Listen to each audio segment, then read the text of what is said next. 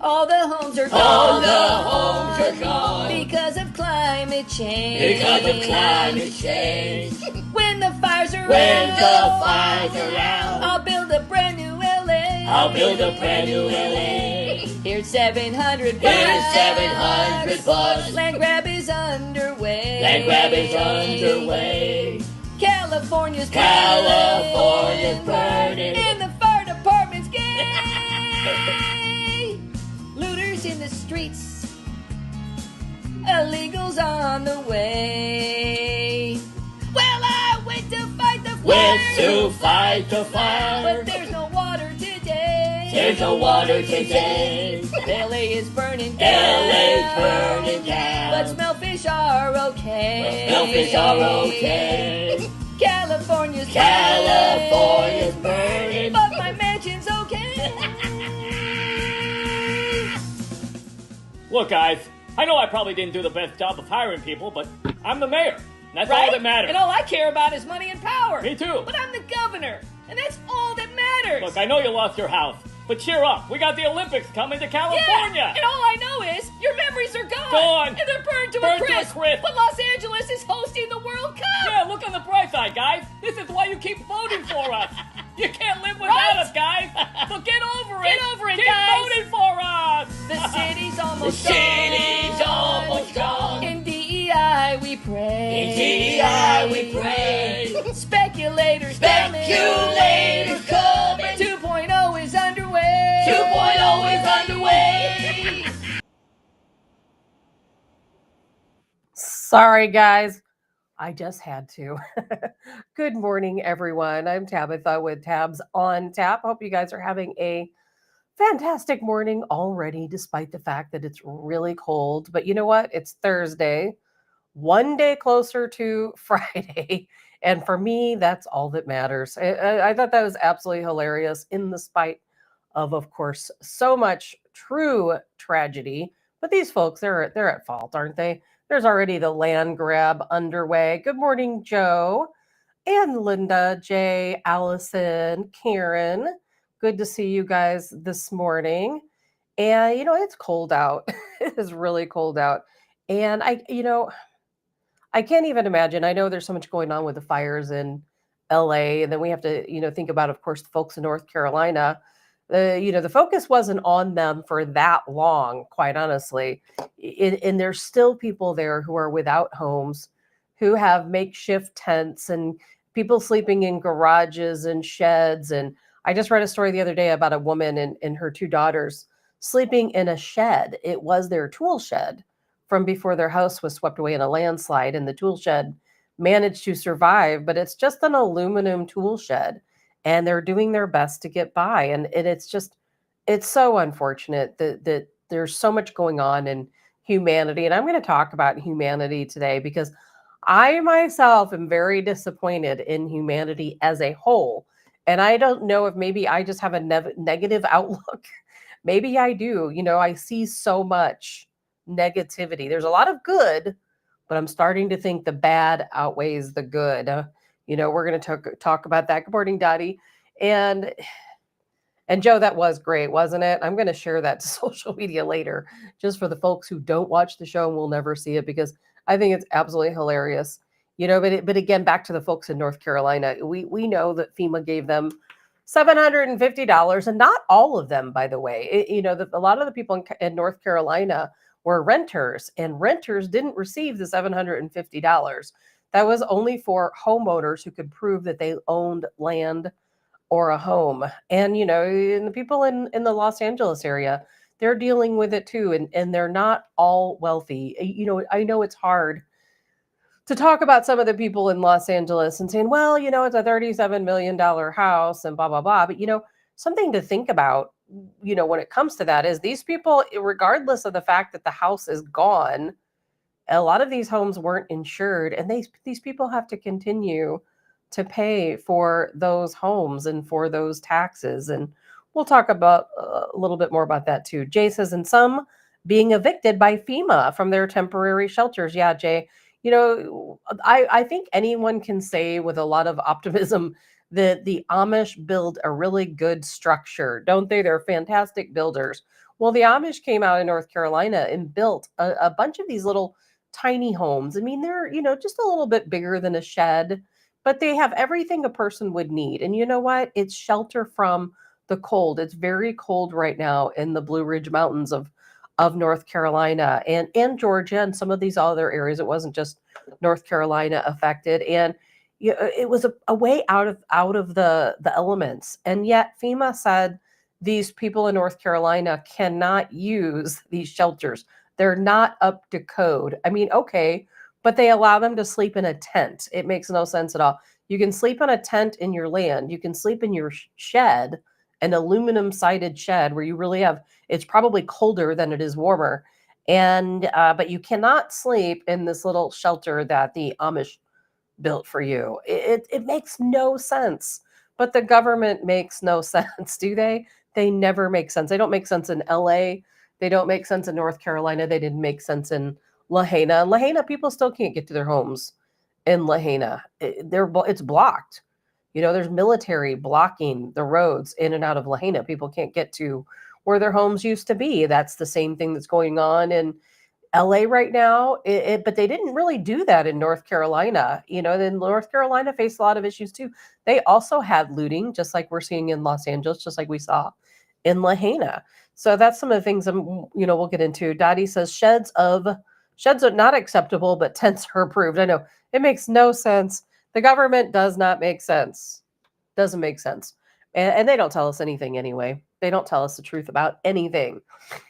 Mary says, put a tent over your little house. I know, I wondered about that. If you put a tent, a big tent over one of these little shelters, they wouldn't even know it's there.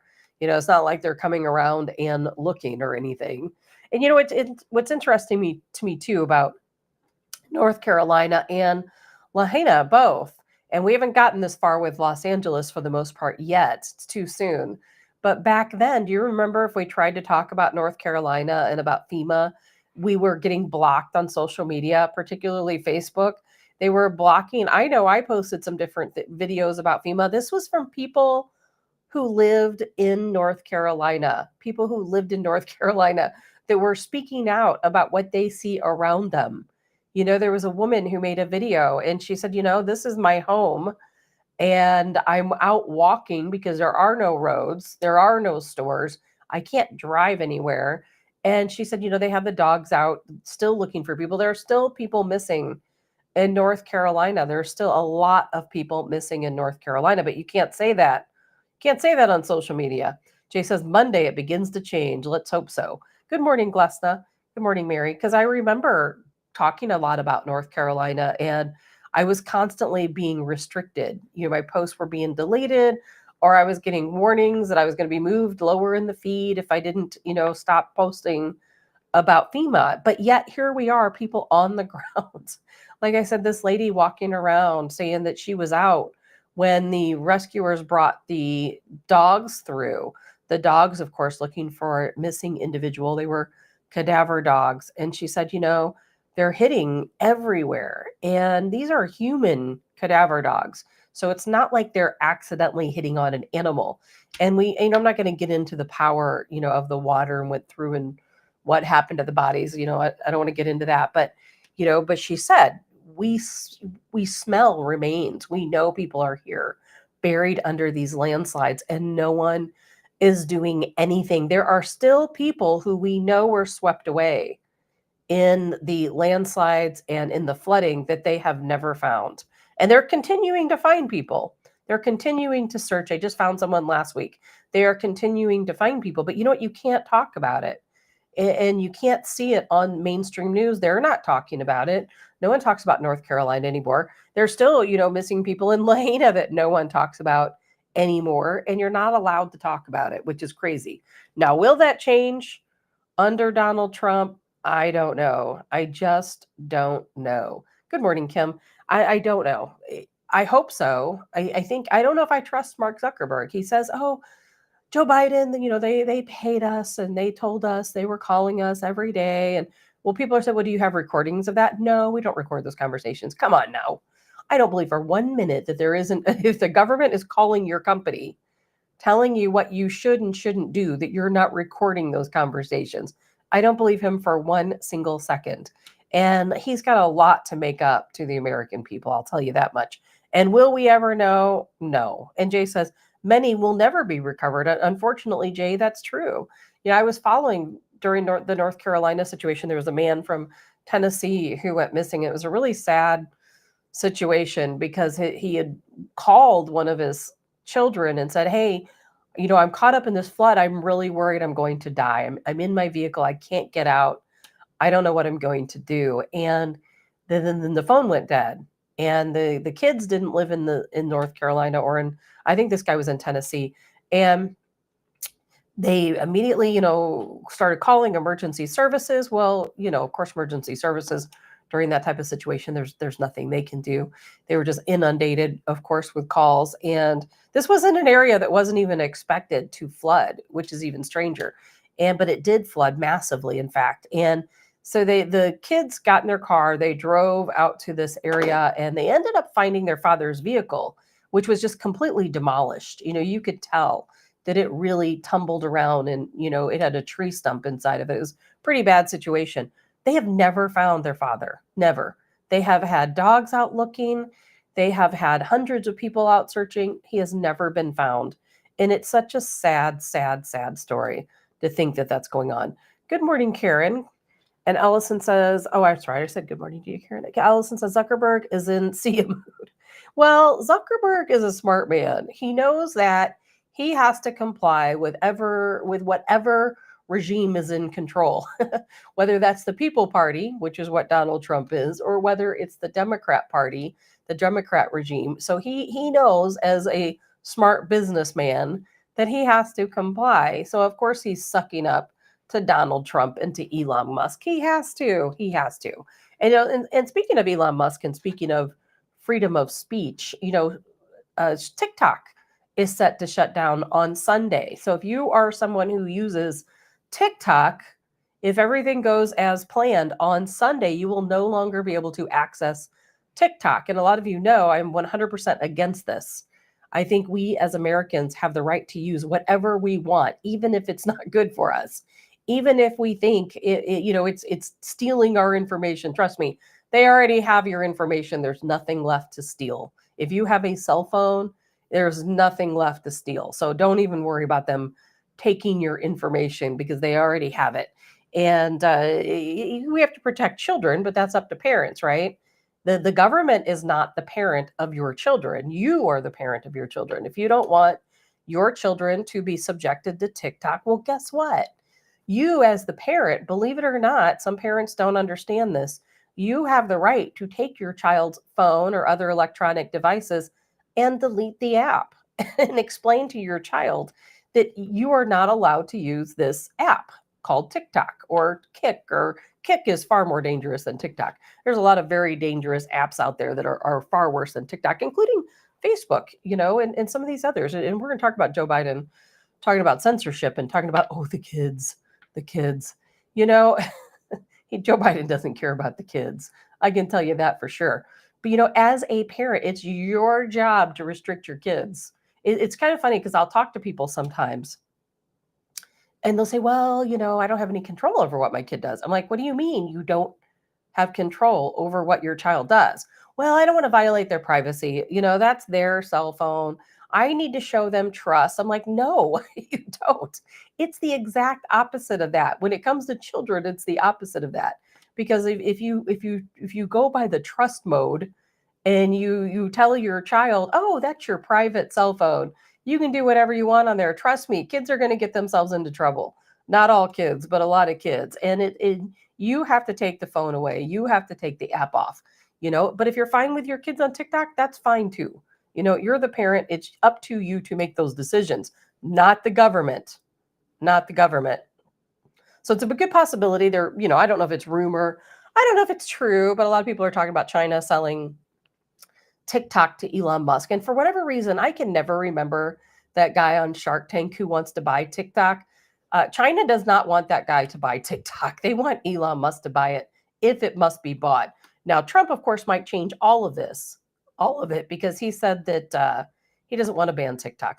Lori says, I read that if you change your site address to Canada, you may be able to keep it. Yeah, there's probably different VPNs that you can use to where you can still keep TikTok. There are ways, just like in China. So many things are banned in China, but if they use a VPN, if they have ways of doing things, they can find anything they want to find.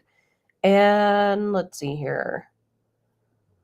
Mary, I have a question. Why are cabinet confirmations not done before the president in his office? Why are they not confirmed before? Mary, that's a good question. And it's one that I don't have the answer to. I don't have the answer to that. And the confirmations are a little bit of a difficult process, I will say, because, we can nominate people. Trump can nominate people for to be on his team, but yet they sometimes aren't confirmed. But I think most of the time they are. Some of them will be a little bit more difficult than others. But I think ultimately the president has a way to appoint the people he wants to his administration.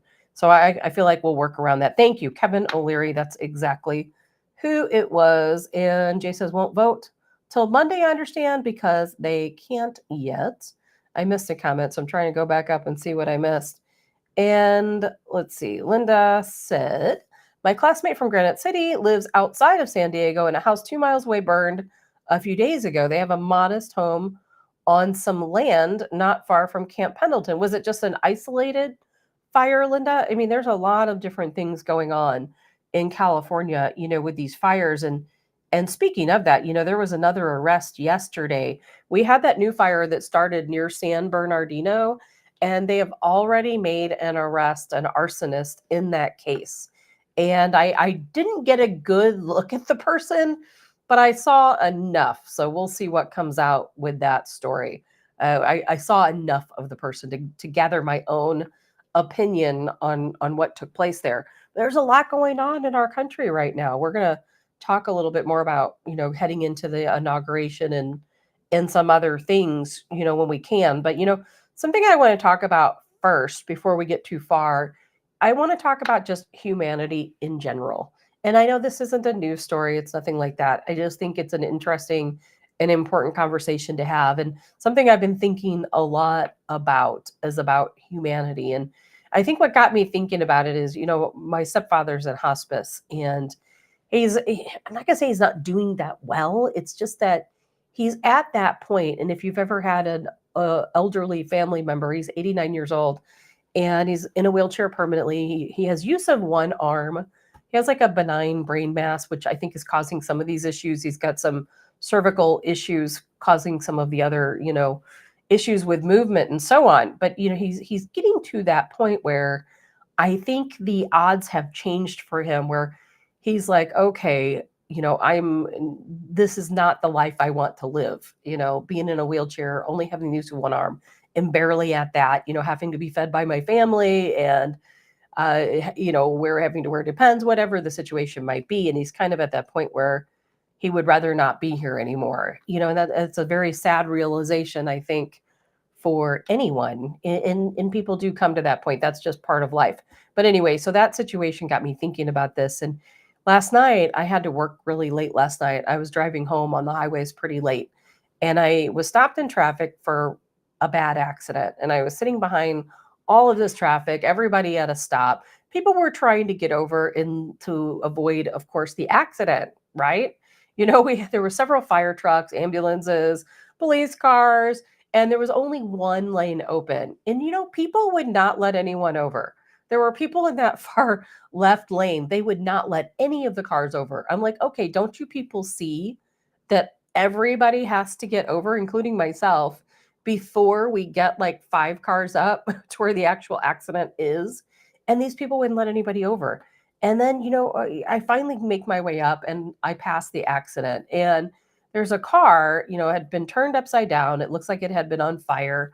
And the, first responders cleaning up afterwards. And as soon as we reached past that point of that vehicle, people were just flying. I mean, there were cars who were just taking off, cutting in front of everybody else, driving probably 30 miles over the speed limit. And I'm like, okay, you just passed this accident where it very likely is possible that it was a fatality. And in the same stretch of highway, there actually was a fatality earlier in the day, and you guys are driving like absolute maniacs. Do you not see this accident and take anything out of it? And then I'm driving home and people are just flying in every different direction. Now, granted, I'm driving a Jeep. I'm going the speed limit on the highway I was on Highway 70 at this point. The speed limit is 70 miles per hour, and I'm driving about 72, 73 miles per hour. That's not okay anymore. It is not okay. You can't drive, 75 miles per hour in a 70 mile per hour zone without almost being murdered, because everyone else is driving 20, 30, 40 miles over the speed limit. I feel like, people say, oh, well, I'm in a hurry. I get it. I'm in a hurry too. But you know what? My life is important to me. Your life is important to me. And I'm not going to risk your life by driving, 30 miles over the speed limit for what? To get somewhere, 5 minutes early. And I do know, because I have tested these theories before with the GPS, where you're like, okay, well, my time estimated to get from point A to point B is, let's say, 1 hour and 2 minutes. Oh, can I shave 10 minutes off of that? You could drive 100 miles per hour and you're probably not going to shave 10 minutes off. So what in the world is the point in driving 30 or 40 miles over the speed limit? I will never understand it. It's really frustrating to me. Then I get home and I read the news and I see this story about these young kids over in Bevo Mill here in the St. Louis area. They're probably 16, 17, maybe 18, and they just murdered someone just a couple weeks ago. Young kids, they look happy, they're smiling, they're laughing, but they just murdered someone. This is surveillance video after they killed someone. And I'm like, what in the world is happening to society? And I work, of course, in security, in my case, anti-piracy. And maybe I see the worst of the elements than maybe some other people do. But I started thinking about it last night. I'm like, I feel like we've reached this turning point where there is more bad than good. And I really hate it. I wished I lived in a time period when there was more good than bad. And it's easy for us to sit here and say that, oh no, people are generally good. I don't think so anymore. I really don't think people are generally good anymore. And as an analogy, let's just say if you had $1,000 in your wallet and you dropped your wallet, let's say in a store or in a parking lot, and let's say you put this scenario past 100 people. So out of those 100 people, are more people going to turn your wallet in intact with all the money and everything in it?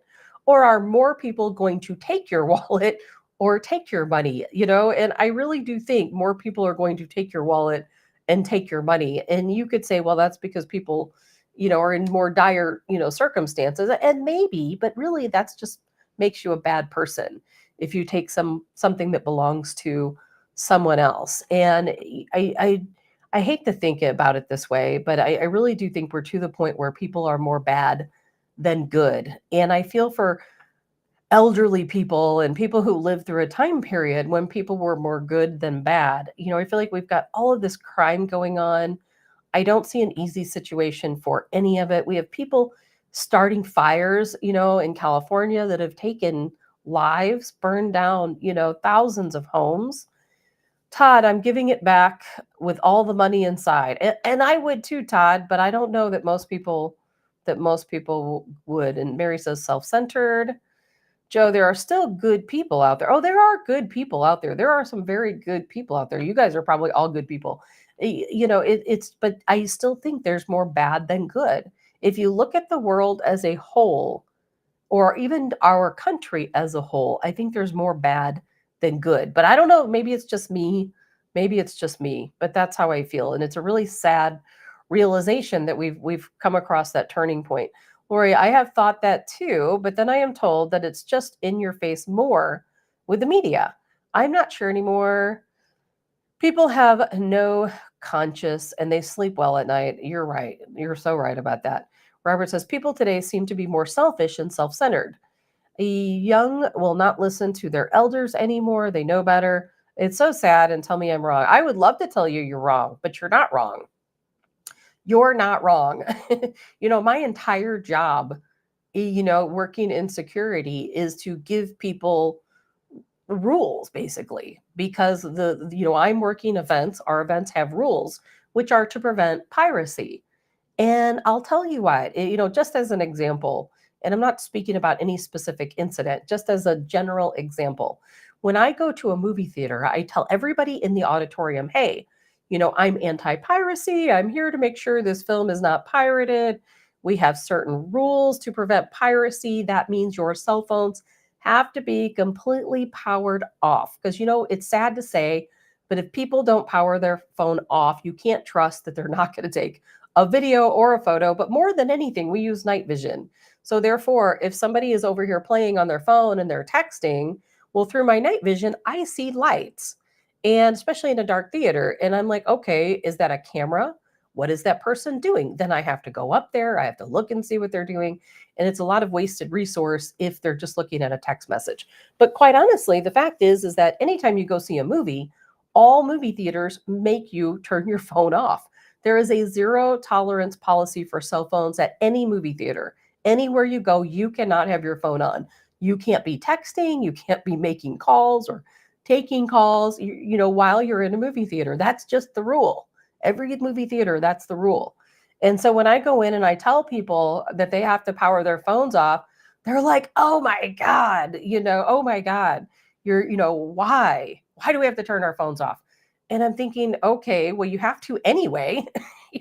I might be instituting it for piracy reasons, but you have to anyway. And I think I'm just getting a tainted look on life because people just don't want to follow direction. They just don't want to follow directions. I can't even imagine what our police officers deal with. Joe says, I work for the medical examiner. Joe, I did not know that. So you see and you know a lot. Glesna, only hear the bad stuff.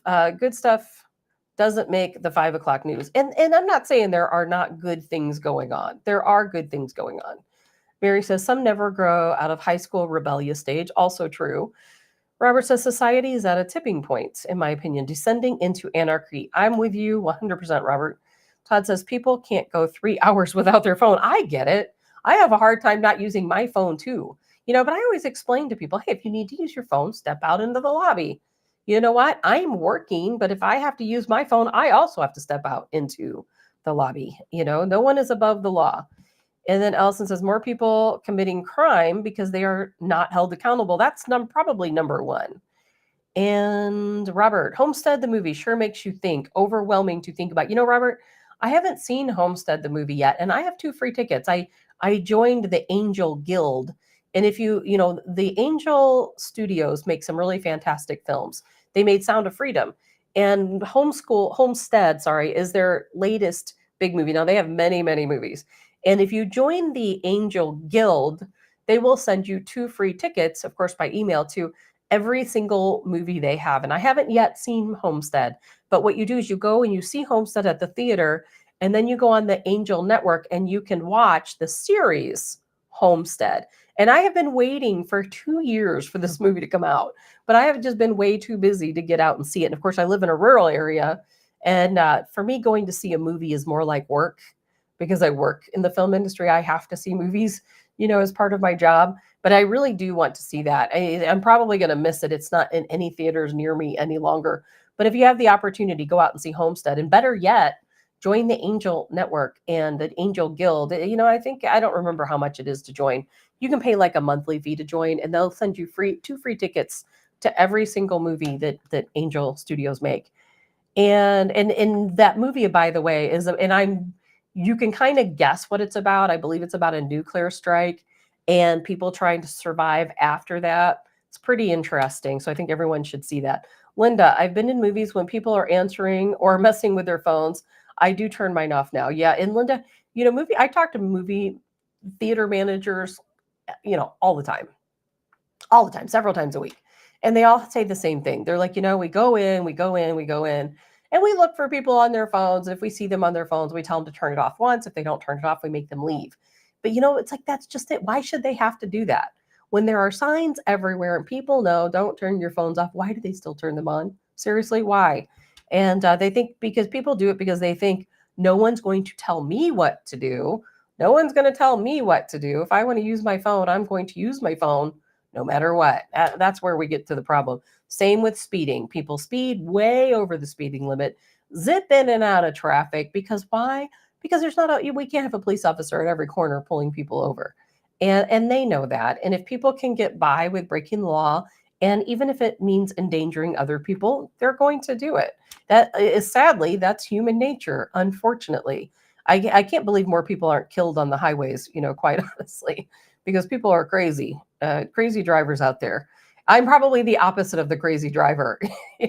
I'm the one that's in the slow lane going about 2 to 3 miles over the speed limit. But again, that's because I drive a Jeep. Back when I drove my Audi, I might have driven a little bit faster, but I've never been one of those people that zips in and out of traffic. And, I'm not an aggressive driver at all. Not even in the slightest. Lori says that a lot of people have zero respect for policy officers and teachers. Exactly. Remember, I don't know about you guys, but when I was in school, I was terrified of my teachers. I didn't want to do anything to get in any trouble at all. And if the teacher called me, and trust me, I got called into the office a lot. A lot. I was not a good student. I would skip classes because I was bored out of my mind in school, and I just wanted to go out and live life and do different things. And I talked a lot and passed notes a lot. So I remember when I lived in the Chicago area, our principal was a Green Beret. And trust me, that guy would call me in his office and he would like scream at me, you can't skip class. And I don't know why I kept doing it, because I hated the wrath of the teachers, but I did have respect for my teachers. I would have never spoken back to them in any negative way. I was always extremely respectful to all of my teachers and principals and so on. But you don't see that anymore. Man, you couldn't pay me to be a teacher. Oh, nope, not a chance, not a chance. Good morning. Good morning, Joe Fry, the guitar guy. Todd, it probably happens less. Let's see, less in your town, a little bit smaller.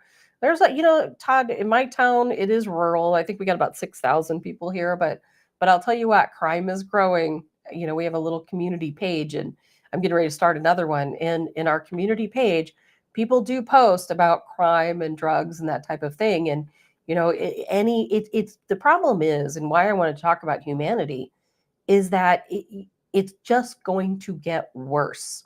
It's not going to get better. It's just going to get worse. And Joe Fry says, life is hard, but it's harder if they are stupid. A quote by John Wayne. That's funny and also true. And life is hard, and it is only going to get, harder for a lot of people. It is. It's a worrisome thing to me to think that we're at this point in humanity where things are turning, and and of course, the more population we have, the more people we have on the planet in this country, of course, the more opportunity for bad things to happen. And tomorrow I'm going to break down the figures a little bit more, but I know St. Louis Metropolitan's Police Department, finally, we're told they get a raise. And it's a joke. I mean, literally, it's a joke. All the money that came into St. Louis City, and they get this little teeny tiny little fraction. So we'll break that down a little bit more tomorrow. But how do we expect society to be when we don't pay our first responders pretty much anything? They're overworked, underpaid, fewer benefits. It's really sad. Very sad situation. And that's why the other day I was talking about the fire departments, in the Los Angeles area, and how so many of these homeowners have hired private fire battalions to protect their homes. And somebody commented, because I thought, well, that's crazy, because it takes resources away, from other people in other homes. And somebody commented that, hey, well, first responders are, so underpaid and overworked that these people are, finally getting a living wage. And that's true. They're getting paid $2,000 an hour for these private fire battalions to go out and combat these fires for private homes. And sometimes it's the homeowner that hires them. Sometimes it's the insurance company that hires them. But it's true, and I think that if you think about first responders in general, I think at some point we're going to see much more privatization, if not all privatization. Think about that, if not all, because we're already seeing communities hire private security companies because police are too overwhelmed. Now we have private fire battalions because the fire department is overwhelmed. And so I think we're going to see a lot more of that, a lot more private policing, private security, private fire, and it's going to move away from government control and more into the taxpayer and what you want to pay for these private groups. And let's see. Lori says Babylon. A lot of people are comparing it to Babylon, that's for sure. Robert says, excuse me. Robert says it starts in the home and it extends to the schools. Isn't that the truth? Joe says that's how it goes for all responders, first and last, always overworked and underpaid. I know, and it's so sad, and especially in a city like St. Louis City where things are tough. These officers are getting shot at. People probably don't even know that. They're getting shot at all the time. Somewhere in St. Louis City, an officer is being shot at every single day. And yet, they're not paid very well at all, especially for, officers first starting out and have to make their way up the line. And again, I'm going to break those numbers down tomorrow because these are some new policies and I really need to sit down and take a look at these numbers before I get too far into talking to them. Colonel Joe Adams, by the way, is going to join us tomorrow with the Washington Guard. We're going to break down some things, and there's a lot of things to break down because the inauguration is right around the corner, and there's a lot going on. I'm going to talk about a minute about Biden's farewell speech. First of all, well, we can just talk about it now. It was not live. Has Biden ever given a live speech? I don't think so.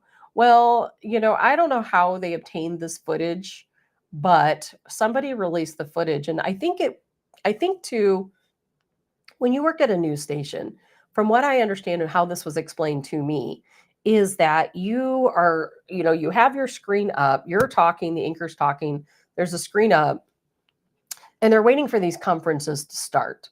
And, they don't bring the camera to the conference or the speech until, it starts getting underway.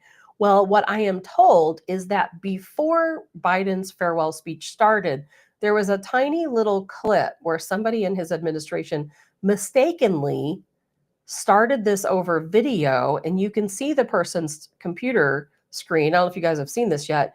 And you can see them look for the file for Biden's speech and then start playing it. And then there's Biden talking, and I'm going to show that to you. I'm going to show it to you right now. Hopefully, my internet's working a little bit better than what it was the other day when I couldn't see the videos, but you guys could. So take a good look at this. And what this is this is somebody in Biden's administration getting ready to start his farewell speech because it wasn't live like they told us it was. So it was pre-recorded. It was in their computer. They open up the screen and they start the speech. You can see it all right here. Maybe you can see it if I can get it to play.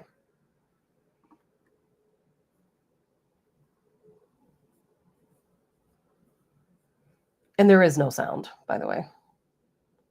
So look, there they are. They're going through their page. Oh, there he is. Getting ready to start his speech. It was pre-recorded. And so that goes to show what they were doing ahead of time. So, nothing we see is what it is. And a lot of people are going back and taking screenshots of that person's screen and saying, okay, look at all of these speeches. Some of them I heard were post-dated. I haven't had time to look at that yet. I didn't get home till really late last night and had to get up early and start getting things together. But, I'm going to try to take a better look at that later because they said, oh, there's a lot of speeches on there lined out for different people. So we're going to go back and look at that. But of course, Biden, I have a photo of him, and Allison says Biden's farewell speech was pre-recorded and edited. It absolutely 100% was. And they try to say, oh, it's live. It was not live. And it's kind of funny, though, but somehow someone got a photo of Biden and he's sitting on a cushion. For whatever reason, I have a hard time bringing up photos on the show, so I'm not going to try. I'll post it to social media later. But you can see that he is sitting on a big cushion in his chair, which I think is pretty funny. And Mary says, of course, it had to be pre-recorded. He's in bed by that time. And Joe says, lies, lies, and more lies. It is the party of lies. Remember when they were all telling us, oh, we're going to be transparent. There's going to be transparency. There is the total opposite of transparency. It's actually complete and utter lies and dishonesty and hidden. They hide everything from us. But I thought this was kind of funny because Biden is so upset. All the Democrats are so upset that Zuckerberg isn't going to be fact checking everything everybody says. Social media is giving up on fact checking. The truth is smothered by lies told for power and for profit. We must hold the social platforms accountable to protect our children, our families, and our very democracy from the abuse of power. Okay, Peter. Speaking of protecting children, do you think that he protected his? Do you think he protected his children? Good morning, Annette. She said, "Have you listened to Off Grid with Doug and Stacy? Great gardening tips. I have not, but I'm going to save that and go back and take a look at it." Allison was replying to Joe. She said that will be Biden's legacy: lies, lies, and more lies. Okay, so did you hear what he said there? It's up to social media for the children. Okay, well, let's go back in retrospect and look at social media and how it affects children. Now, if I go on to social media and I post about the I word, which, by the way, has saved many lives, and now with new developments will save many more. But you can't say the I word, right? And I think you kind of can now. I'm not going to say it because I don't want them to start messing with the show. But here, you can't say the I word, but yet you can find traffickers, child traffickers, very easily on social media. That's okay for child traffickers to be on social media. Not okay to say the I word. And this guy is worried about children. The same guy, by the way, the same guy. I'll probably get in trouble for saying this too. And this is a fact. You can look it up. I'm not making it up, and this goes to show what fact checkers do and what they have kept from the public. Because every time I have talked about this, I've got dinged, which is why I have no monetization on Facebook. I don't get one single penny from anything I do on social media because I am so blocked. I can't believe they haven't banned me yet. There is a reason why Hunter Biden has, you program your mom or your dad into your cell phone, right? Usually it says mom, dad, right? Well, in this case, Hunter Biden, when they had his cell phone information, it said Peter was the name he had for his dad in his cell phone. That was the name he had programmed. We know that his daughter, I think her name's Ashley, Joe Biden's daughter. Remember when she left her diary, somebody stole it. And in that diary, it talked about how she had to, as a teenager, take showers with her father, Joe Biden, in how she was over sexualized as a teenager and as a child. And that she went on and said that is why she ended up abusing drugs and had all these mental health issues. But no one wants to talk about that. No one will let you talk about that. That's the information. And this is the guy who's supposed to be talking about the children and helping the children. That's the world we live in. That is the world we live in. And his daughter, by the way, came back and validated the fact that, yes, that was her diary. Yes, she did write that in it. No one talks about it. You don't see that in mainstream media. You don't see people talking about it in social media. And quite honestly, Democrats don't believe it's true because of the fact that they don't see it in the news. They don't see it on social media. So it can't be true because it's not validated through MSNBC. And that's why I think I have I don't watch the news, not even Fox National. I can't do that to myself. And I think that hopefully we're going to see a new world of reporting. And, I think that people are going to turn more to citizen journalists and stop relying so much on mainstream news, even the mainstream news that is for, geared towards conservatives. I think people are going to turn away from that because right now, I promise you're going to see more news and you're going to see the news faster and more accurately reported if you go to Telegram or X or TikTok. And I think that's why they want TikTok banned. There's good and bad with TikTok. There's good and bad with any social media. And then Joe Biden, he wants to act in his farewell speech like, well, it is the responsibility of the social media platform to fact check and police the information to protect your children. But it's the opposite of that. We all know it's the opposite of that. But the people who believe in Joe Biden, the people who think he's telling the truth, they're listening to what his speech and they're saying, oh my God, the children, we got to protect the children from social media. And therefore we need fact checking. And they don't realize the only people who are being fact checked is you and I. That's it, just you and I. They're not fact checking. They're not banning the pedophiles and all of the other crazy people on social media. Go out and look and see. You know, I did this one time after a terror attack. There are, seriously, I'm not kidding you. There are ISIS groups on Facebook. You know, it says ISIS. They have their flag. They talk about ISIS. You know, they're allowed to have a group, but we can't talk about the I word. I mean, it's insane. You know, I cannot wait for Donald Trump to take office. I can't wait. And I hope all of his nominations come through. I can't stand to see Joe Biden for one more minute, not one more minute. But you know, the inauguration is coming up on the 20th. I mean, just around the corner. And did you guys hear the speech by Jake Sullivan, our national security advisor? You know, I'm thinking, okay, Jake Sullivan, I'm going to play that here in a second.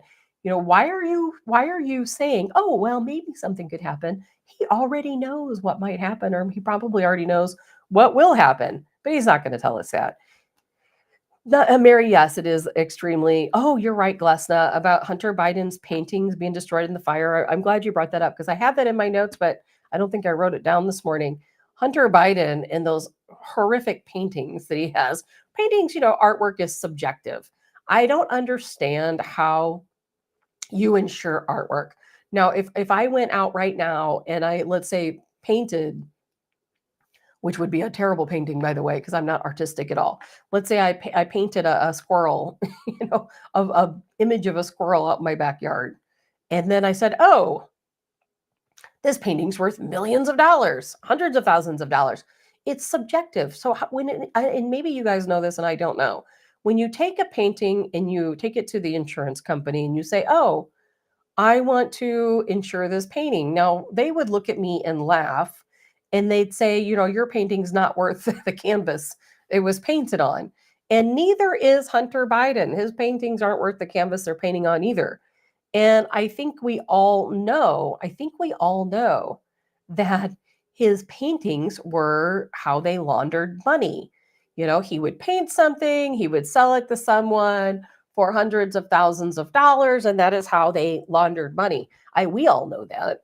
So why is it these insurance companies insured his paintings for, I've heard, he had a couple hundred paintings. They were all destroyed in his Malibu home, which, by the way, the Malibu home taxpayers paid for. And his paintings are insured for around $20 million.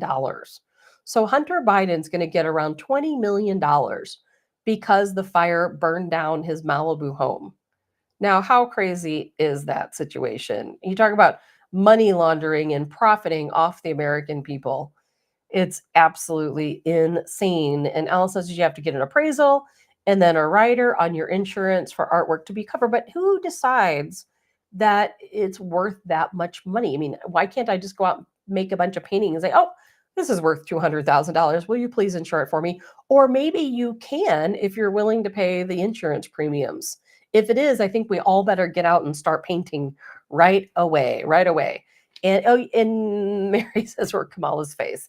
Yeah, and speaking of, I guess you guys heard, you know, speaking of the inauguration coming up, Michelle Obama is not attending the inauguration. I've not heard, maybe you guys have, a specific reason why.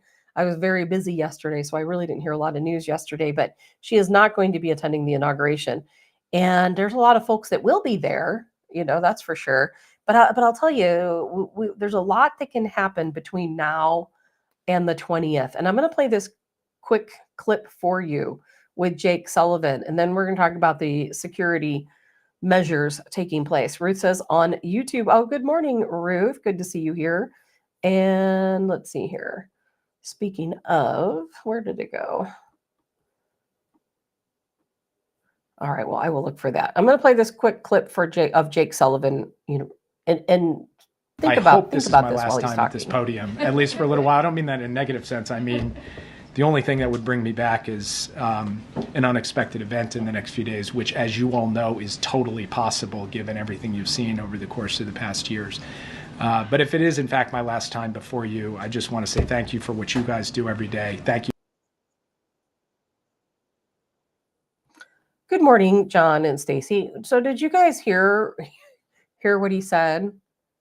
He doesn't expect to be back, but if something happens, unless something happens, and there's so much going on right now that no one should be surprised if I am back. Is that what you took out of it? Because that's what I took out of it. That something's going on. John says, have you seen all the videos of Big Mike on the Ellen show? I have. And, and I'm not, I don't want to make fun of anyone and how anyone looks, but lending to some of the theories that people talk about, I don't think people realize that Michelle Obama is very tall. She's a very big boned person. And I think that a lot of times they portray her, she looks a lot small. And I'm not talking about weight or fat, or I'm not talking about anything like that. She's just a tall, big boned person. And I think a lot of people are surprised when they see her standing next to other people, that she towers over all of them. They try to give her a smaller angle, but she towers over everyone. Joe says, let's see, good, nobody wants the Obamas there. Well, I think Barack Obama is still going to be there, but she is not. And let's see here. But anyway, so Jake Sullivan, our national security advisor, I feel like that was a warning to say, I don't expect to be here. This is my last time coming up to the podium talking to you as your national security advisor. Oh, unless something happens. Gee, what could happen? We know everything's crazy right now. Well, let me remind everyone that may or may not have heard the show when I was here on Tuesday. Let's connect all the dots of what could happen. We had someone from the Wagner Group, who the Wagner Group, that should scare you half to death. I lost a little bit of sleep over this one. Seriously, the Wagner Group is a group of mercenaries that are at hire. Various countries or individuals hire mercenaries to carry out different tasks. And those tasks can be starting chaos, starting war, throwing the first, punch, you could say, or for actually murdering people. They are mercenaries as it goes. And so we had a mercenary that was arrested on our southern border on January 4th. Kind of surprised. I haven't really seen a lot of this in the news, and it should be the top story in the news. And on January 4th, this was around Roma, Texas. This person was Russian. It was a man. He was caught coming across by Border Patrol, coming across the southern border. He had on a backpack that contained a drone. He had $4,000 in cash. He also had 2 passports. And as we said that day, when I was talking about Tuesday, if they apprehended one person, then there are many, many more that came through, And what typically, let's say, would happen if somebody's planning a large scale attack is either, let's say we might have bioweapons or explosives already here in our country, or the Wagner Group could have been hired. This is how they operate. Let's say another country, let's just say Iran. Just as an example, I don't think Iran did this, but let's just say Iran. And they could have, they're still, trying to get back at us for killing Soleimani. But let's just say Iran hired, as just an example, the Wagner Group. Wagner Group's for hire. They'll go anywhere you tell them to go if you pay the right amount of money. So let's say they paid 100 Wagner Group operatives to come across our southern border. Well, we caught one. The rest of them made it through. What they often do is one might be carrying the drone, one might be carrying the bioweapon, one might be carrying the explosives, or whatever it is they might have. And, heat-seeking missiles, believe it or not, you can carry over the border. They've already carried them over the border. They could have nuclear weapons. They can have anything you can possibly imagine. They could have these nuclear backpacks we so often have talked about. So let's say we have 100 folks from the Wagner Group here in our country, 99 because one got caught, and they're here conveniently right before the inauguration, right? Conveniently. And I can assure you, this guy who was coming in from the Wagner Group did not come in alone.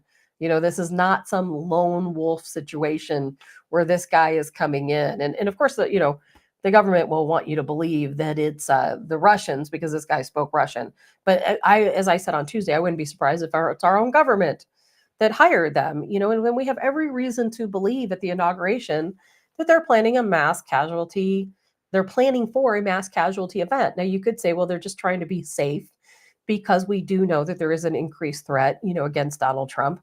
But I said on Tuesday, they have, what was it? There have hundreds of people coming in. They were seeking out nurses and doctors who have emergency medical experience, who have surgical experience, and who have combat experience on a second level. So that were some of the things we were hearing.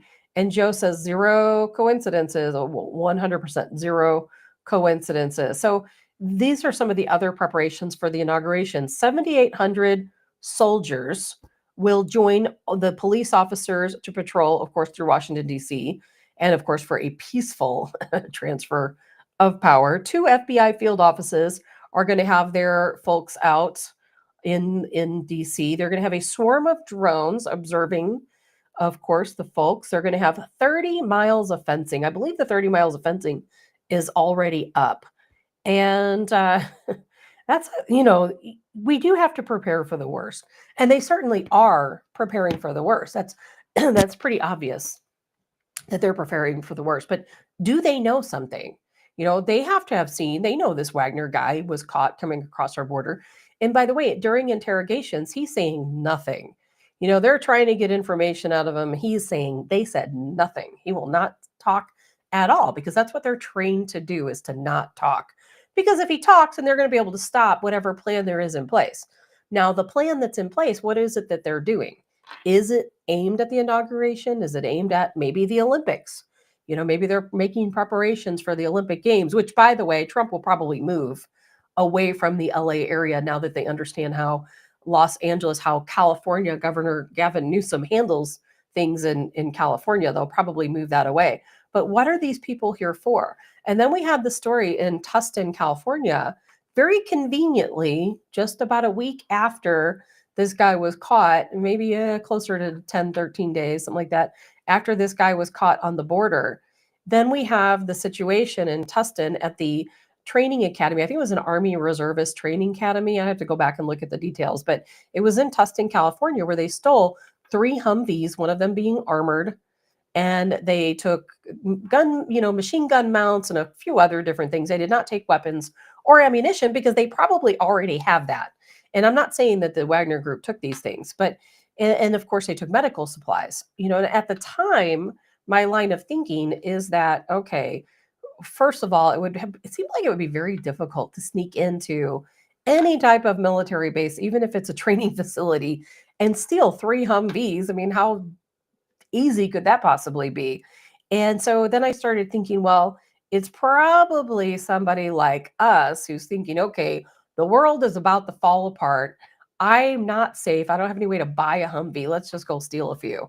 And then we'll set ourselves up like the movie Homestead, is kind of my line of thinking. But then I started thinking, well, if the Wagner Group came in and they thought, we're getting ready to have combat here in the United States, they are an army, they are their own little army, and they're here in our country, and they're like, okay, well, we need to get a hold of some supplies.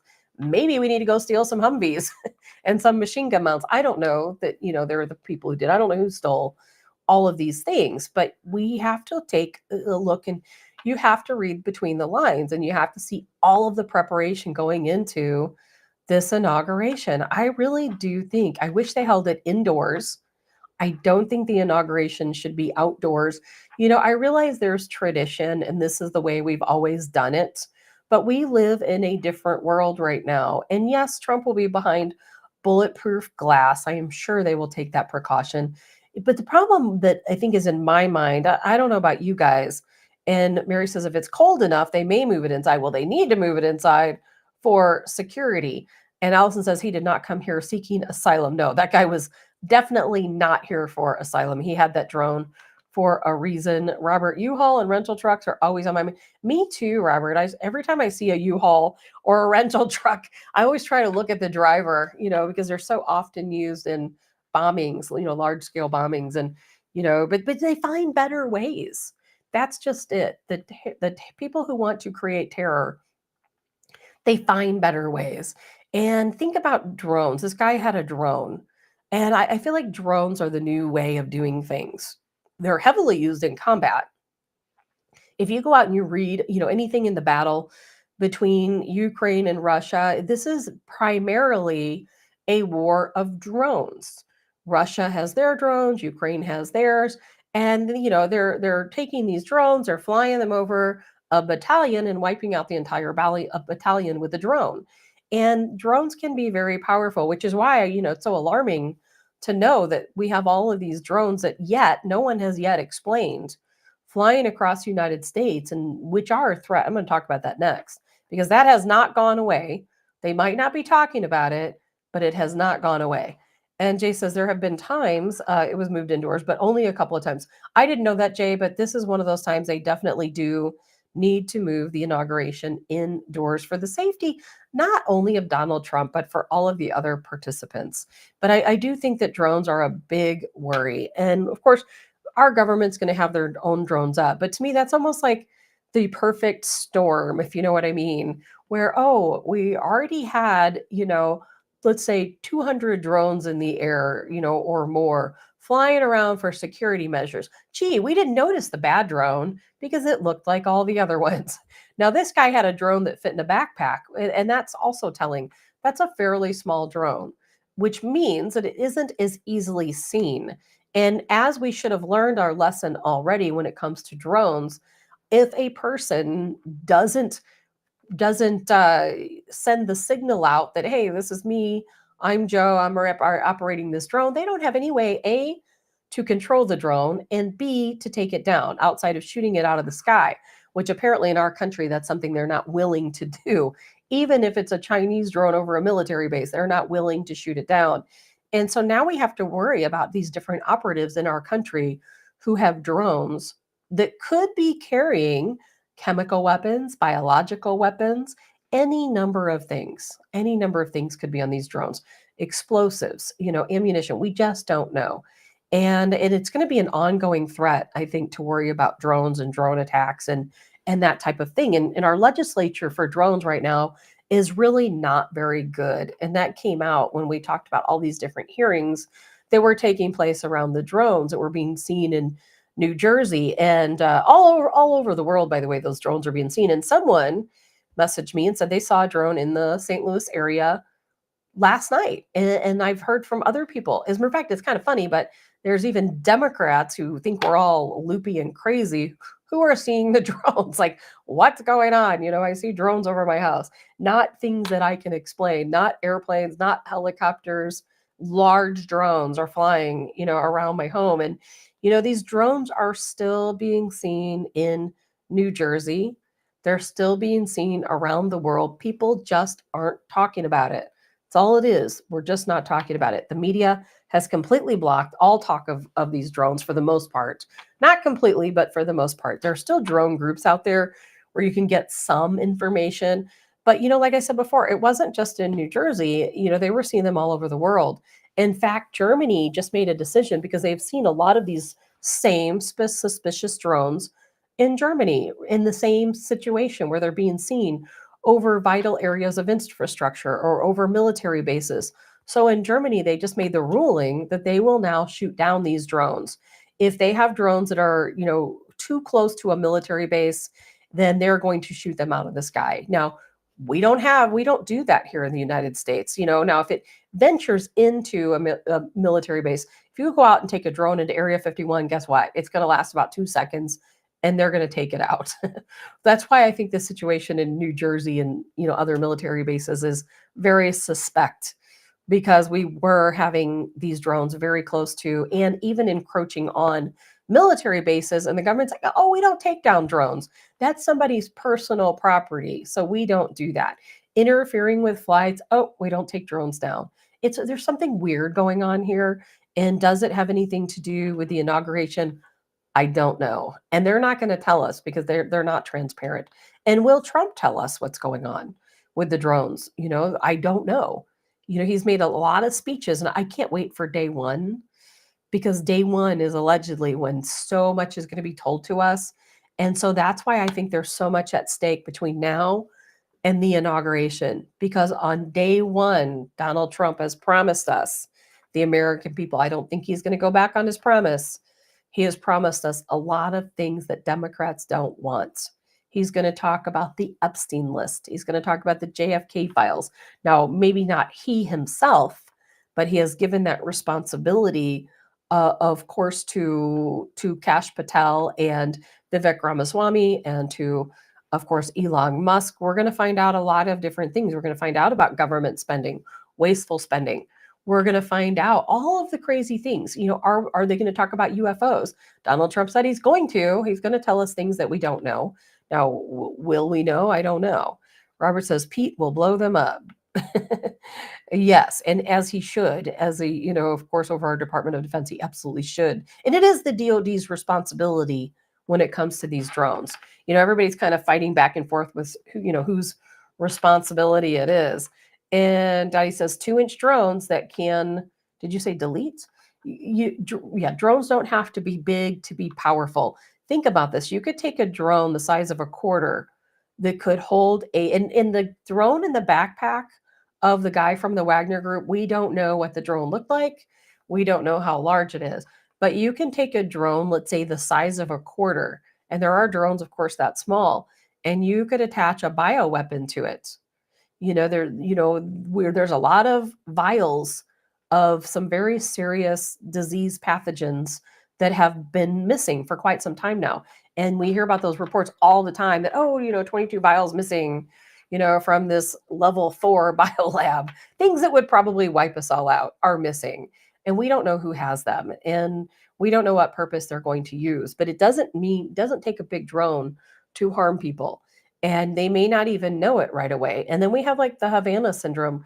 I don't think it's any coincidence that people have been talking about Havana syndrome so much lately. Think about this. What does it take to be able to use microwave signals to harm people, let's say at the inauguration or at some other type of event?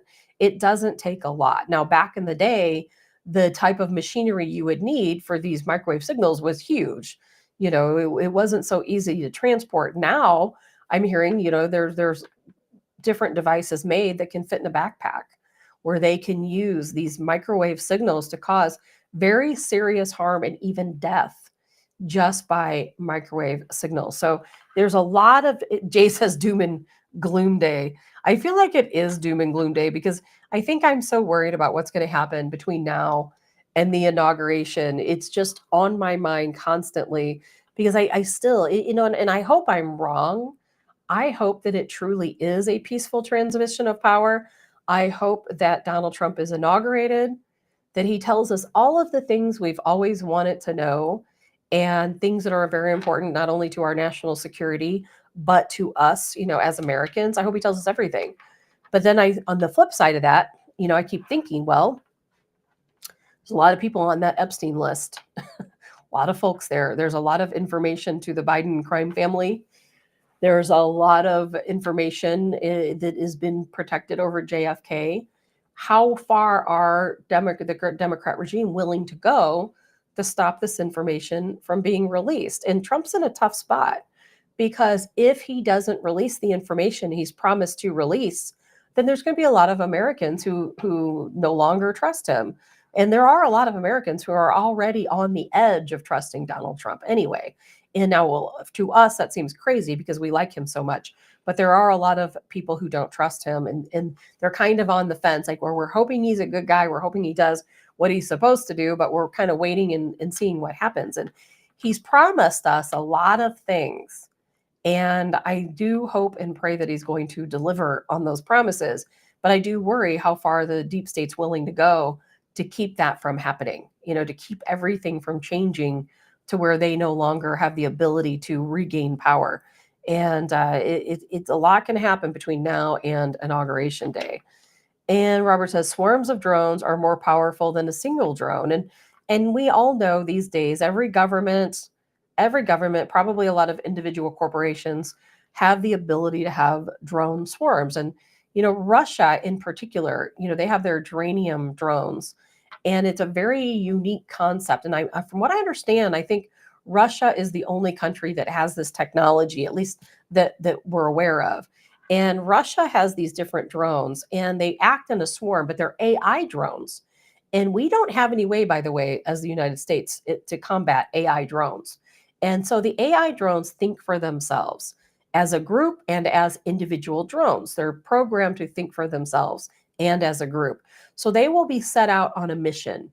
And their mission, let's say, is to attack, let's say, a battalion in Kursk, over in Ukraine. So they're programmed. This swarm of drones goes over to Kursk. And then let's say something happens and Ukraine has seen the drones and they've decided to move the battalion and they've decided to send up something to destroy the drones. Well, then the drones break apart and they start thinking individually for themselves because they're AI drones. And then what they do is they go and they find the battalion, even though the battalion's moved, they find another way that's not human programmed to get to their target. So drones can be a very interesting thing when it comes to AI drones and the capability of AI drones. It's very interesting. And Jay says, brace yourself. Every president has promised things that never happened. And you're right. But Jay, I think some of the promises that Trump has made have been so prominent that I think he's going to have to keep these promises. And I'm going to talk too about what he said about homeschooling here in just a moment. And Joe says, redacted reported 2 more assassination attempts. Oh, there have probably been so many assassination attempts foiled that we don't even know about. And, when you think about the Wagner group coming into our country, one of the things they do is they do assassinations. So that's something to think about also. Lori says, this will be a very unpopular opinion, especially here, but I am not a huge Trump fan, but I am a huge fan of his policies. Lori, believe it or not, that's not unusual at all. When I was out campaigning, for Donald Trump and I was, going door to door asking people to go out and vote for Donald Trump, there were a lot of people, I would say a lot of people, maybe half of the people I talked to who said they would vote for Donald Trump, but not because of Trump the person. They were voting for his policies. I came across a lot of people who said, I think he's arrogant. I think that he's too showboaty. I think that, there's a lot of things he himself needs to do. I don't like his moral compass. I don't like his values, but I love his policies. Overwhelmingly, people voted for his policies. So don't think that you're the only one, because there are probably more of you than you think. And that's why I think that Trump has a big slate ahead of him. If he doesn't keep to these policies he's promised, and of course, Democrats are still going to continue to try to stop everything he does. That's not going to change. We can have a lot of control, and they're still going to try to stop him. But, if there's anybody that should be nervous over the next couple of days, it is him, and probably Elon Musk, because I don't know if you guys heard, but Elon Musk is also going to have an office in the White House as one of Trump's advisors, which a lot of people are probably not going to be happy about, but I think it's a great plan. Allison said you should always vote on policy, not personality. That's absolutely right. And I would tell people that, when I would go to someone's door and they talked about, well, I'm on the fence. I don't know what to do. I don't like Donald Trump. I certainly don't want to vote for Joe Biden. I'm probably just not going to vote at all. And going back to what I was doing in Georgia, that's exactly what we were doing. We were going to the homes of people who were on the fence, people who had voted for Trump in the past, but not, or hadn't voted for him, but are Republicans, people who were not likely to turn out and vote. Those were the votes we need. If you were somebody who voted in every election and you voted for Trump, we didn't go to your house because we knew we had your vote. But we went to the homes of people who were on the fence. So it's normal for me to hear these types of things where people say, well, I don't know what to do. I'm on the fence. Do I vote for Trump or do I not vote at all? And I would tell people, you don't have to like the person. It's okay not to like the person. You just have to like the policies. And you have to think about what's best for you and your family and the future of this country. Because Trump, he'll have another 4 years. Hopefully everything works out. And then guess what? He can't run again. He won't run again. And then it goes on to the next person. So we've got to think long-term into the future, not just about these 4 years. We got to think about what he's going to do for the future. And Joe says, I voted for both. He's the real businessman. We've needed in the House for a long time. A lot of people feel that way too, Joe, that, we're tired of politicians. Donald Trump, while he may be great at creating policy, he might be really great at, a lot of these different negotiations, but he's still not a politician. And that's why his policies and his negotiations are so great. And I'm sure you guys know this because Joe Biden, if you watch his farewell speech, talked about it. Now, of course, he'll probably want to take all the credit. But, Donald Trump created this ceasefire between Israel and Hamas. And Hamas has stated, sadly, that, from what I understand, sadly, only 3 of the 7 hostages are still alive. The other ones have been killed. And, I don't know in what way or what happened to them.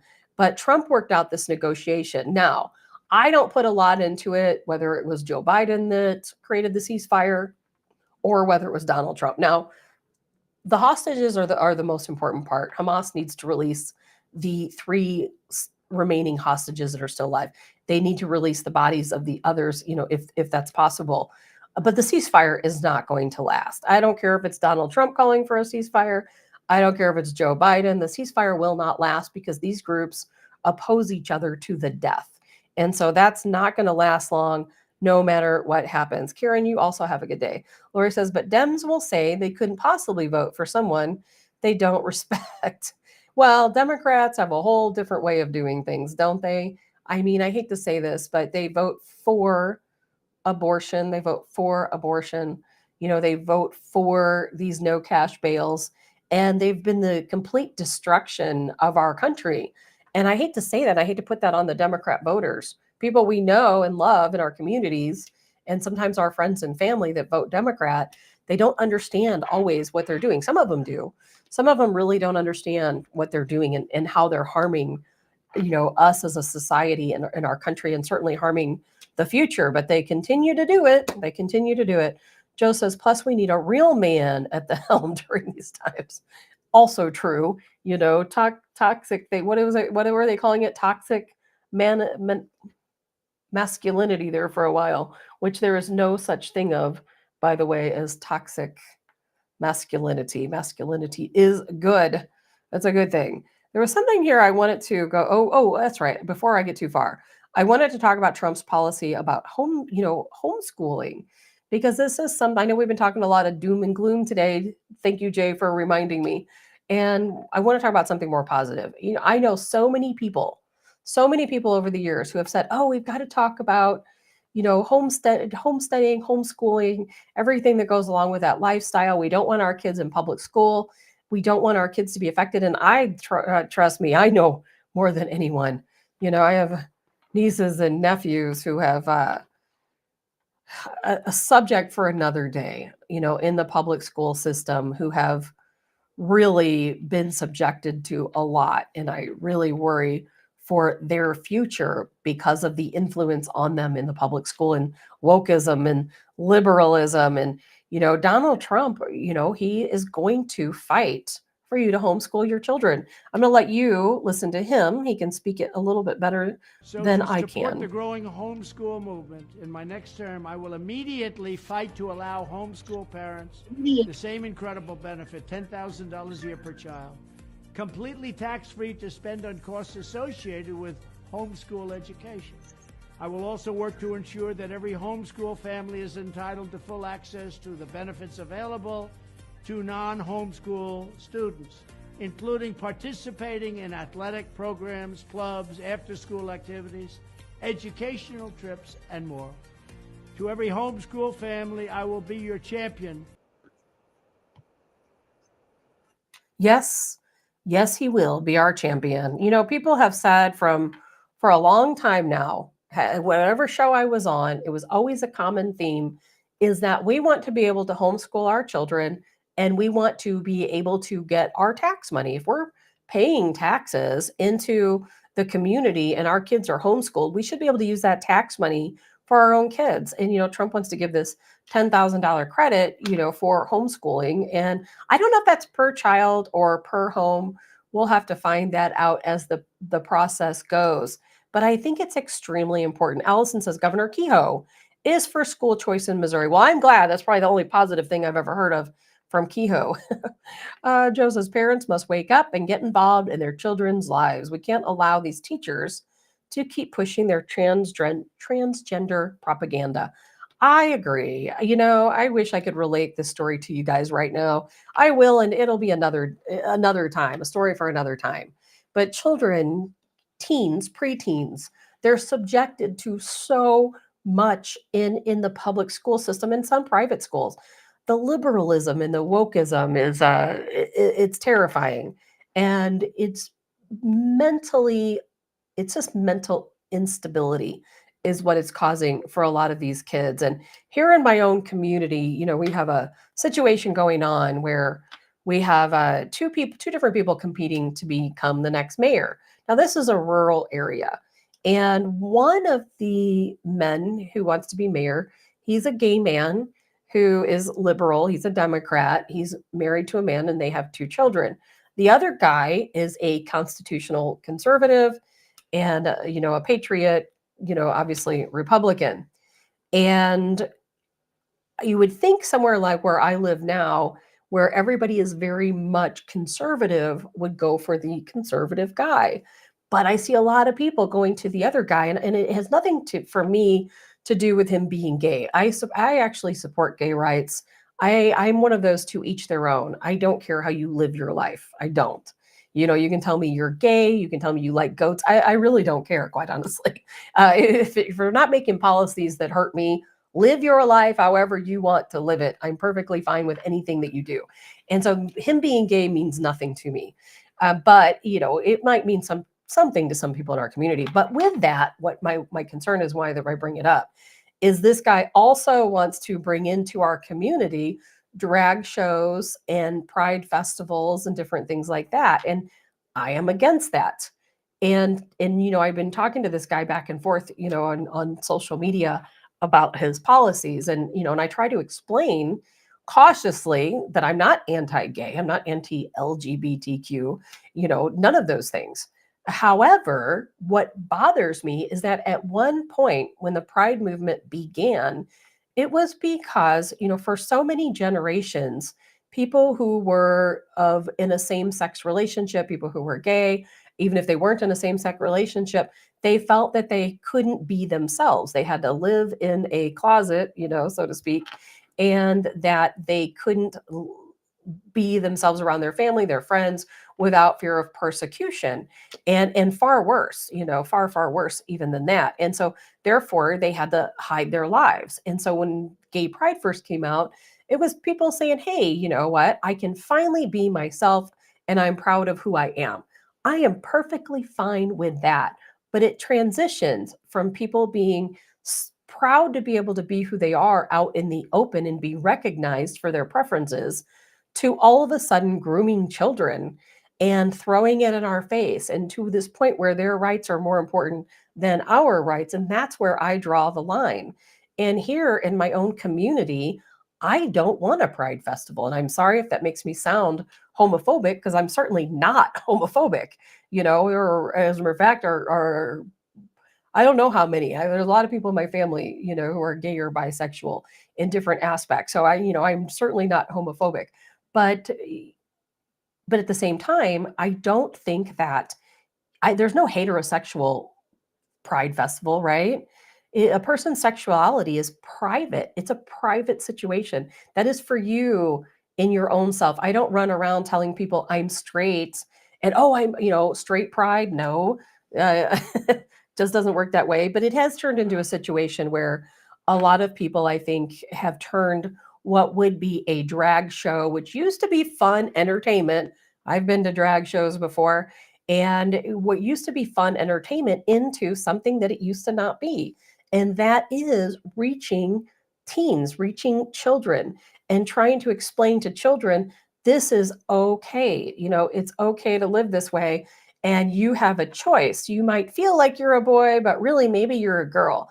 And what bothers me about that, and I've had this talk with people before who are gay, where they'll say, well, don't you think you might want to be in a relationship with a woman? I'm like, no, there is not one part of me that feels like I should be in a relationship with a woman. And that's because my brain and my biological identity, I'm a female. I like males. And you couldn't convince me I'm any different than I am. But no one was talking to me about this stuff, when I was a child or a teenager. And so when they start ingraining this stuff on children at such a young age, then naturally they're going to start thinking, well, maybe I'm really not a girl. Maybe I really do like girls. I didn't realize, maybe I do have a choice. And I'm going off on a tangent here, but it's a real concern of me. It's a real concern of me because I really do worry about the future of our country. And it starts one small town at a time. And, liberalism and wokeism, it's happening right here in a rural community in my own town. And it does worry me. And, kids going through public school, there's a guy that I came across when I was talking to this other guy on social media. People in this town probably think I'm crazy, but I was talking to this guy and I said, why would you wish that on another kid? If you're gay, this guy was trans. And I'm like, why would you wish that on somebody else? Because I'll tell you what, the gay people I know, they have had a tough life. Some of them have, between acceptance, between, not only their family accepting them, but the public accepting them and them accepting themselves. There's in the gay community, there's a lot of drug abuse. There's a lot of suicide. There's a lot of things that happen in that community. So to me, why would you want children to be more, and not to mention disease? Why would you want to put that on children? I don't understand why. And again, I know I'm going down the rabbit hole here and I'm going to stop myself in a moment, but I don't understand why people want to tell children, yes, you have a choice who you are. Yes, you were born a male, but maybe you're really a female, so that they can live this very difficult life. Why not let children just grow up? Let them be children. And then someday when they're old enough, trust me, if you know gay people are, in my opinion, born that way. Most people are born that way and it's ingrained in them. And they don't need somebody to tell them that they're gay. They reach a certain age and they're like, oh, okay, this is how I feel. And that's how they feel. And that's who they are. But, we don't need people convincing boys who truly are boys and like girls to be something different than they are. Good morning, Lane. Again, going off on a tangent. And Joe says, when I'm in my car, I listen to 93.3 Real Talk, Patriot Radio. Yes, they are. But Joe, that's my former radio station. And no offense to you, but I am not going to promote them here because I will tell you one thing about that radio station. And we can have this conversation longer on another day. But those people over there are not patriots. They are not patriots. And they are not conservatives. And I don't care what anyone says. They might act like they are because guess what? That brings in the money. But those people are not patriots or conservatives.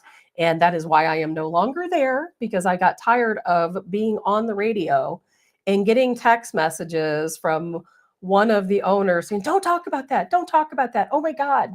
Don't say the word militia. People won't like us. Blah, blah, blah, blah. Nope. Sorry, Joe. You're fantastic. Not going to be talking in any positive lights about that radio station. And don't believe what you see on there. It's all for show. Joe Fry says, let's see, it's flat out child abuse. It is absolutely child abuse. Robert says government became the mob. All the mob used to make money is now government sponsored. Yes, lottery, marijuana, casinos, sport betting. Why not add sex trade? That'll probably happen, Robert, when they can figure out how to tax prostitution. It'll be legal. In my area, again, a rural area, we have a liquor store. This used to be a dry county, by the way, or dry city. I don't remember which one. I haven't been here that long, but they just finally started selling liquor, I guess, in Walmart. It was banned from doing so for a long time. For a small town of about 6,000, 7,000 people, there's a lot of liquor stores here, and there's a ton of gambling. And I know you don't know this about me, but I'm against gambling because I think gambling addiction is just as bad as alcohol addiction, drug addiction, etc. I'm very much against it. And Robert says, theory, give vaccinations with the opposite sex hormones to newborns. Are they really born that way? Well, and you're right, Robert. I don't know. I don't know. It could be something that everybody's born the same, and then they're given hormones or antibiotics and different things, food they're eating, etc., changes how their hormonal goes in one direction or the other. I don't know. I don't know. Just says, are there local stations we can trust? No. In my opinion, no, not really. Because you have to remember, which is why I do a podcast. I don't do radio anymore. And the reason why, and there's a lot of good things I can say about some radio stations and a lot of bad I can say about some. But, it's a money-making model. Radio stations have to make money. And in making money, they have to try to appease a lot of different people. And now, I think that News Talk STL is a good station. I've heard different, about the owners that some people say they're really not super conservative. But I'll tell you what, listen to the Allman Report. Jamie Allman is absolutely fantastic. They allow him to talk about anything he wants to talk about. He's not restricted at all. He's even had me on the show before, and so if I had to choose a station, I would go with News Talk STL over anything else in this particular area. But I think you're going to find most of your information on podcasts or on social media, like let's say Telegram or sometimes TikTok, certainly on X. I even find good information on LinkedIn, believe it or not.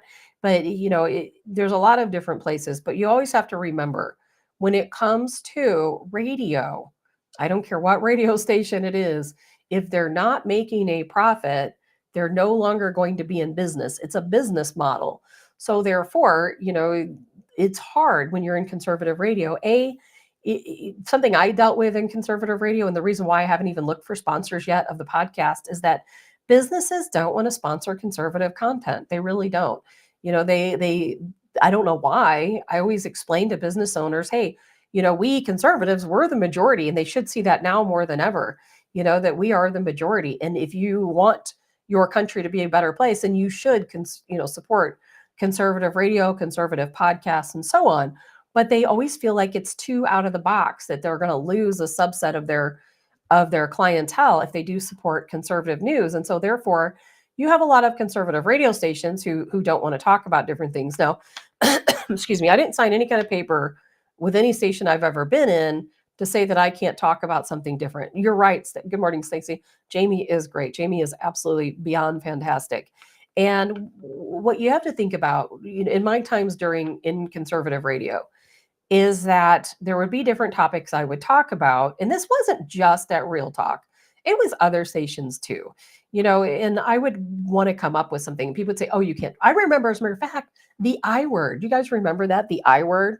I talked about I was on a show called The War on COVID, which was at what was that station called? With, of course, with Vic and Eric and Chris. And we eventually turned into The Edge, or The Viper, that's what it was. And so on that show, now Chris was fantastic. Chris didn't care what we talked about. He was great. And the guys were great too. But I would talk about the I word, and people thought I was absolutely batty. And they're like, you can't keep talking about that because people think we're crazy. And I'm like, no, I'm going to keep talking about it because I believe in it. And I am just one of those people, which is why maybe my radio stations haven't worked out for me and sponsors haven't really worked out that well for me, where if I think you need to hear about it, I'm going to talk about it. And no one is going to tell me that I can't. Even there was a couple radio stations before I started podcasting who wanted to talk to me about doing a show. And, and I said, no, I have absolutely no desire to do radio. And the reason why is because of stations like Real Talk. Real Talk, I thought started out in a good foot. I thought, here's a station we can go to where we can literally talk about anything we want, as conservatives. And then you find out, well, if you start talking about everything you want, sponsors drop off. They get nervous. They don't like to hear about certain things. Well, then the sponsors drop off. And then guess what? Stations, they're not making any money. And then they sooner or later, they cease to exist. So I understand the business model. But I am the kind of person where if there's something I want to talk about, I am going to talk about it. No one is going to tell me I cannot. No one's going to tell me I cannot. And I can remember being on Real Talk and talking about, Colonel Joe Adams and the militias and different things and being told, oh gosh, people don't understand what militias are. And now, granted, it wasn't the owner who was not understanding. It was somebody else that worked in the company who knew the owner, who was messaging the owner saying, oh, Tabitha shouldn't be talking about militias because that's like the KKK and people are going to think that you guys are all a bunch of, skinheads. I'm like, then this person doesn't understand what a militia is. And neither did the owners. They didn't understand what a militia was either, or not the true definition. And, I said, you know what? And I stood up for myself. I said, under our Constitution, a militia, it's a constitutional right to form a militia. And here we have the Washington Guard, fantastic group of people. They're certainly not skinheads. They do emergency preparedness. If your house, gets blown away in a tornado, they're going to be the first people there. It's a lot of different things they do. They're very beneficial to the community. So the people who speak out, and it's called like noise. If you have a station owner that listens to the noise, the people that complain, who say, oh my gosh, you're talking about militias. Oh my God, I'm going to switch the channel because you're just a bunch of skinheads. Then you know what? You have to tell these people, hey, you don't understand what a militia is. We're constitutionally guaranteed, the right to form a militia. Anyway, I'm talking about it longer than I had planned to talk about it. And, I'm not here to down anyone on any stations or any people. I always feel like we're all, despite how we get there, we're all trying to do the best thing, and get the word out. And we're all really still part of the same team. We just don't always see eye to eye.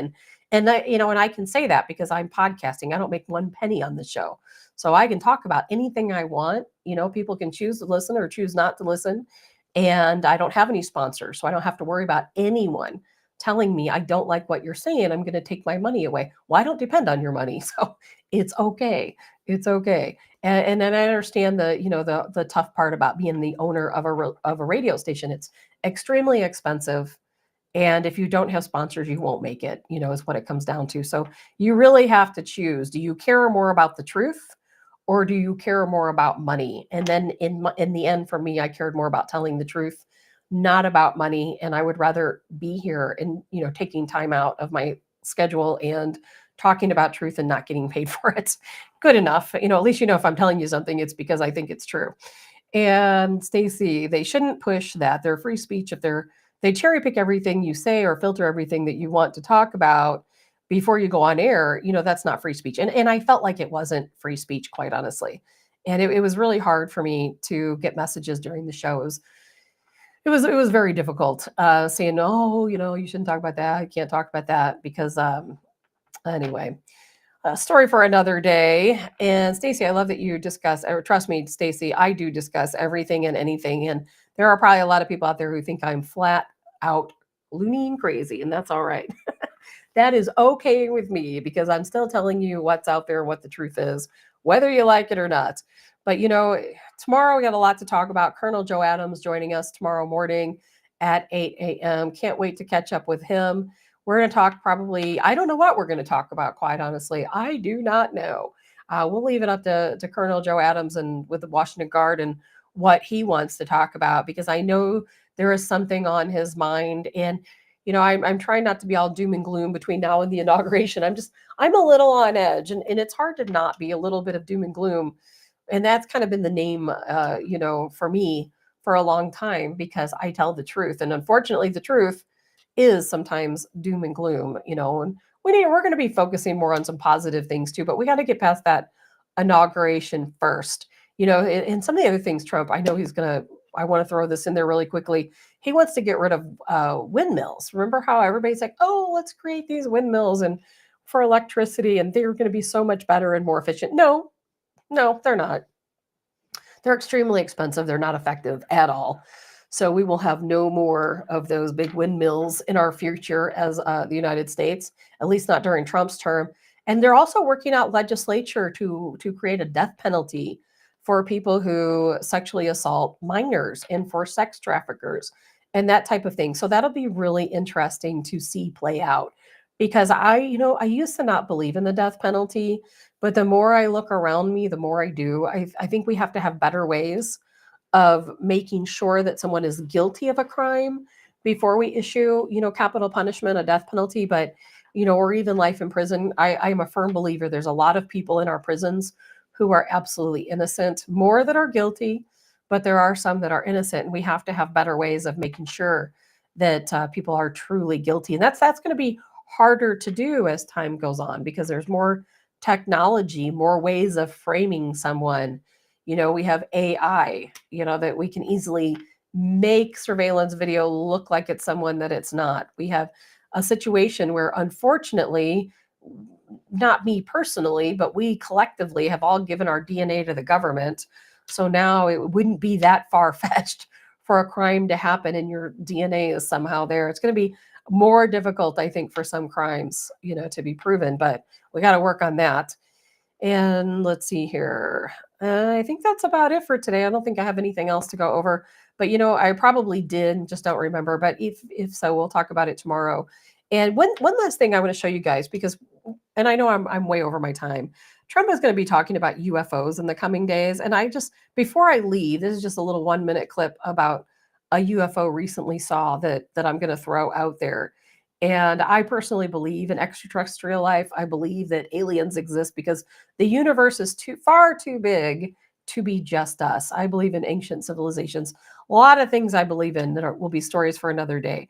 But I wanted you to watch this because Donald Trump has promised us full disclosure. Sandra Martin is a flight attendant for Surjet, a private air service, on the night of December 23rd. She says she and 2 pilots were flying back to Fort Lauderdale in an empty jet high over the Bahamas when air traffic control sent a message. When all of a sudden I heard traffic control say, "We have a foreign object, can you please identify?" I looked to the left and pilot saw 3 objects, I only saw 1. And I grabbed my phone and I just pressed it to the window and the object was white and then it turned slightly green, almost kind of like an electric field around it of some sort. And it stayed with us for about 45 minutes and then we didn't see it again. And we were about 45,000 feet and it was way above us. Well, I think the video is compelling. This video and this testimony rhymes a lot with a number of cases that we heard from military pilots going back even. It does. And before we head out, the last thing I'm going to add about that is what you saw. That is the same orb that people are seeing all over the world. And that's what they're seeing in New Jersey. That a lot of people think the drones and the orbs are somehow connected. And I saw one of these. If you looked at the video that I took and the photos that I took, right not too far from my house, it was over Effingham, Illinois, you will see that what I saw looked exactly like that. My photo looked exactly like that. My video did as well. So do all of these other people's videos and photos. And as you can see, it's not a star. People say, oh, it looks like an unfocused star in a camera. It's not a star. It's way too low to be a star. We know where the stars are. And stars don't move and they don't dart around in the sky and they don't just flicker out and disappear. But these orbs do. Myself and a lot of other people believe they are plasmoids. We talked about plasmoids once before in the show. We'll probably talk about it again. You can look that up. But we've got to start asking ourselves, and will Donald Trump tell us, why are we seeing, if these are plasmoids, and I think they are, why are we seeing plasmoids in our atmosphere? It used to be a situation where people never saw them ever in a lifetime. And if you did, it was like winning the lottery, to see one of these. And all of a sudden they're everywhere, and it has a lot to do with creating fusion. They can be man-made, but they also can be part of the loss of mass of our planet. So there's a lot of different things that can be going on with these plasmoids, which is why I continue to talk about them. And I hope we get some answers. I don't think they're a UFO. I don't think they're extraterrestrial by any means, but I do think that they are either, I'm not going to get into the long story because it's time to go, but a plasmoid can be formed in the atmosphere when the atmosphere pinches off due to a magnetic stretch or something along those lines. And it is the greatest loss of mass for any planet is to have one plasmoid or multiple plasmoids. There are planets out there who have lost all of their mass because these plasmoids take pinches at a time and they become bigger and more powerful while they're taken away from your planetary mass. They can be a real threat to us as a planet, but they can also be man-made because as these different scientists are trying to create fusion, a byproduct of creating fusion is a plasmoid. And so, there's a lot of different ways we could potentially have these plasmoids floating around in our, atmosphere. So those are some things we'll get to as the time comes, but I wanted to throw I've had that video loaded on this show for about a week now, and every day I just forget to play it. So I wanted to throw that in there today. And Allison says, Trump can only tell us what they allow him to know. And that's a very good point, Allison. I saw, I don't remember who he was. Somebody, Don Jr. was interviewing, with someone. I think it was Don Jr.